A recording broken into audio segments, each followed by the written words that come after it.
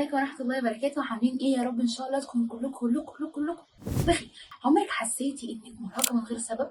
نايمة كويس وما عملتيش مجهود كبير بس في طاقة بتتسحب منك كل يوم. انا شخصيا كنت كده لحد ما بدأت اربط الارهاق بعادات يومية صغيرة كنت بعملها كل يوم وانا مش واخدة بالي. في الفيديو ده هنتكلم عن 5 عادات منتشرة جدا وبتستنزف طاقتنا النفسية والجسدية بشكل مرعب، والاهم هقولك تعملي ايه بدلهم عشان ترجعي طاقتك واحدة واحدة.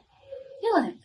أول عادة عندنا وهي السكوت عن التعب النفسي، وده بيحصل لما بتحبسي مشاعرك وبتعملي نفسك قوية. طبيعي إن احنا نحس أحيانا بالضعف بسبب بعض المواقف اللي ممكن أغلبنا بيتعرض لها، ولكن مش من الطبيعي إن أنا أفضل أكبت في مشاعري واحدة ورا واحدة من غير ما آخد أكشن.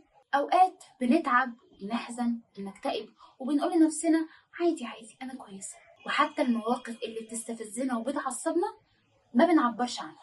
بس الحقيقة إن كل مرة بنحبس طاقتنا وبنكتمها جوانا تستهلك طاقتنا جدا. وخليني هقولك مثلا حصلك موقف أزعجك أو موقف عصبك أيا كان إيه هو، وانتي دلوقتي كبتيه معبرتيش، انت اتعصبتي أو زعلتي أو حزنتي، انتي ما بتعبريش.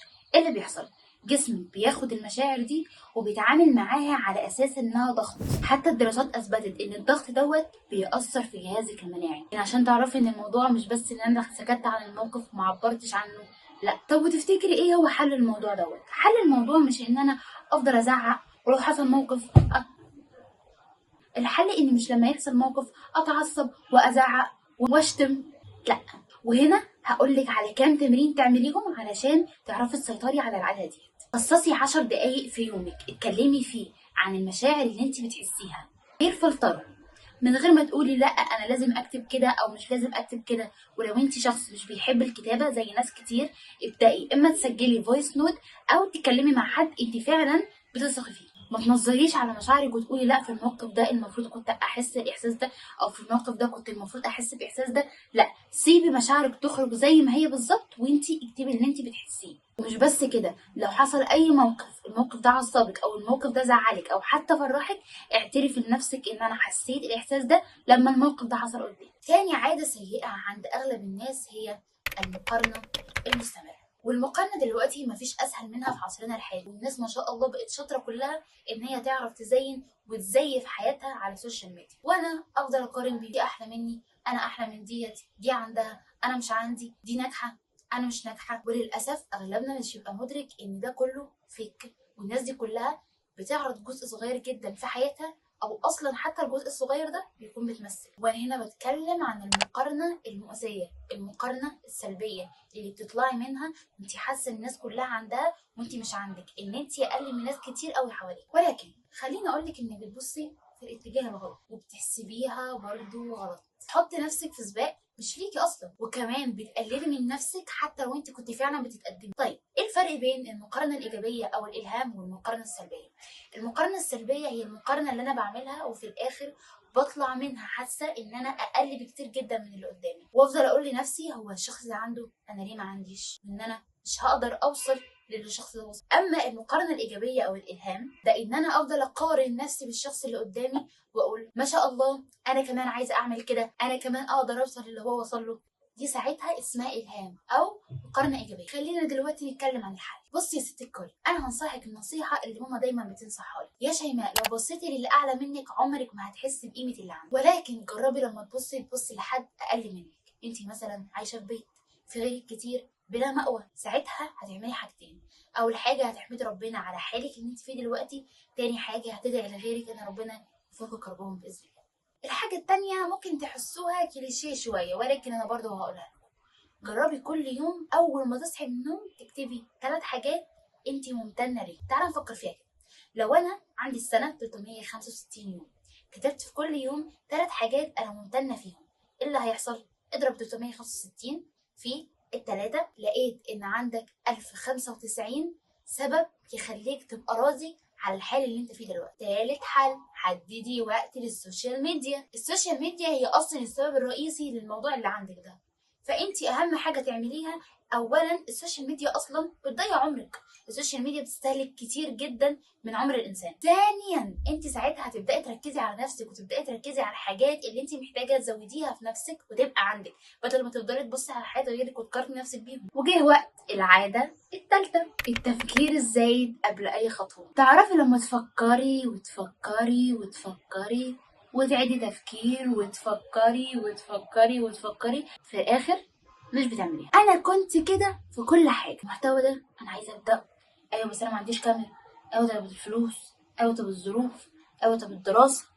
صدقيني قعدت 3 سنين لحد ما بدات انزل كونتنت على اليوتيوب. عقلك ساعتها بقى بيدخل في دايره ورا دايره ورا دايره مش بيخرج منها، وتفضلي تقولي طب ابدا، طب ما ابداش، طب لو فشلت، طب لو حصل، طب لو عملت، طب لو جه، طب لو راح. وطبقي ده بقى على كل حياتك، ابدا ولا ما ابداش، اسكت ولا اتكلم، البس ولا ما البسش. واللي اكتشفته ان التفكير الزايد بيستنزف طاقتنا اكتر من الطاقه اللي بيحتاجها اصلا الفعل. طيب الحل بقى ايه عشان ننهي الموضوع ده خالص؟ لما تيجي فكره عدي 1 2 3 4 5 وقومي على طول، قومي على طول اعملي اي حاجه تخص الفكره دي ان شاء الله حضرتك تكسبيها. التفكير اللي انت بتفكريه ده مش هيعمل الحاجه اللي انت عماله بتفكري فيها، بالعكس ده هيكبر لك الموضوع وهيعمل لك مشاكل، وعقلك هيعمل بدل الحاجز 1000 ومليون عشان خاطر تستصعبيها وما تعمليهاش. انا عندكم مثال اهو، انا مثلا في فتره من حياتي كان عندي رهاب اجتماعي، بقعد افكر مليون مره قبل ما افكر ان انا اتكلم او ارد على الحاجه دي. ولكن اكتشفت لان انا بقعد افكر كتير، طب هو هيقول عليا ايه لو انا قلت كده، طب هي هتبص عليا ازاي، طب افرض انا المفروض ما اقولش الكلام ده. عقلك هيفضل يحط لك حواجز. ما تفكريش، اعملي الحاجه على طول، وبعد ما تعمليها يا ستي يبقى ربنا يكرمنا في الطريق نشوف هنعمل ايه. هروح اشغل فيديو وهعرف اعمل ايه في اليوتيوب، هعرف الناس بيبداوا ازاي قناه، هعرف ازاي اعمل اللوجو، هكتب اسمي، هعمل مثلا ايميل. تاني حاجه هي ان انا اكتب اسوأ سيناريو ممكن يحصل. ايه اللي ممكن يحصل مثلا؟ ان انا ما انجحش في الموضوع. طيب اكتبي تالت حاجه، ايه الحاجه او ازاي هعرف احل المشكله دي؟ لو ده حصل انا ازاي هعرف احلها؟ ان انا مثلا ازود المحتوى بتاعي، ان انا مثلا اعمل الجوده اعلى شويه، ان انا مثلا اغير المحتوى، ممكن المحتوى ده معلوش اقبال، وهكذا. صدقيني بعد كده بعد ما تبداي تحللي الموضوع وانتي بتشتغلي، يعني انا مش بحلل في دماغي وانا قاعده افكر، ما انا بفكر انا كده بحلل، لا انا بفكر وبحلل وانا بكتب وانا بعمل اي حاجه تخص الموضوع ده. ساعتها اسمه تفكير عملي. رابع عاده، تفكير في الماضي والمستقبل. اسوأ احساسين ممكن تحس بيهم هو الخوف والحزن، ومش اسوأ احساسين، ده هو ممكن يموتوك اساسا بعد الشر يعني. خليني احكي لكم على حاجه. لما ربنا سبحانه وتعالى امر والده سيدنا موسى ان هي تلقيه في اليم، ايه اللي حصل؟ والده سيدنا موسى طبيعي هتخاف. ربنا سبحانه وتعالى طمأنها بايه؟ ولا تخافي ولا تحزني. لا تحزني من الماضي ان هي القت سيدنا موسى في اليم، ولا تخافي ما تخافيش بقى عليه، ربنا سبحانه وتعالى هيمشي فيه. اللي انت عارفه متاكد منه ان التفكير في الماضي عمره ما هيعيده، والتفكير في المستقبل عمره ما هيعرفك هو فعلا ايه اللي هيحصل. معلش هو المستقبل كده، انا مش عارفه ليه بعمل كده. ولو قعدت فكرت فيها كده هتلاقي ان الماضي اللي مزعلك ده الحاضر بتاعك احسن بكتير جدا من المستقبل اللي مخوفك. انت عمرك ما هتعرف تتوقع ايه اللي هيحصل. فكر مثلا من 5 سنين الحاجه اللي كنت بفكر فيها في المستقبل هي فعلا اللي انا فيها دلوقتي؟ لا مستحيل. التفكير في الماضي هيولد عندك جلد الذات والندم. طيب التفكير في المستقبل بقى هيعمل ايه؟ التفكير في المستقبل ده هيعمل حاجتين، يا اما هيعلي طموحاتك وتعيش كانك محقق اهدافك وانت اصلا ما بتعملش حاجه، يا اما يخليك تحط اسوأ النتائج واسوأ الاحتمالات. في الحالتين انت تفضل مكانك. طيب الحل هو ايه؟ خلينا دلوقتي نفصص الموضوع، ان انا دلوقتي بفكر في حاجه غير دلوقتي. الحل هو ان انا اعيد وعيي للحظه دي. طيب انا ازاي هعيد وعي اللحظه دي؟ عندك اول حاجه تمرين التنفس. ازاي؟ في تمرين 4 7 8. اخد نفس على 4 ثواني، اكتمه 7 ثواني، اطلعه في 8 ثواني. ساعتها اولا الاكسجين بيبدا يتحرك في جسمك كله، ثانيا عقلك بيرجع تاني يعيش اللحظه اللي هو فيها دلوقتي. طيب في تمرين تاني، ادور على 3 حاجات، حاجه اشوفها موجوده دلوقتي في المكان اللي انا فيه، حاجه اشمها، وحاجه اسمعها. لما الحواس بتاعتي تبدا تعيش اللحظه ديت فانا برضو برجع الوعي للحظة دي. وكل ما تحس نفسك بتفكر في اي لحظة غير اللحظة دي رجع وعيك بسرعة وقول ايه اصح حاجة ممكن اعملها دلوقتي.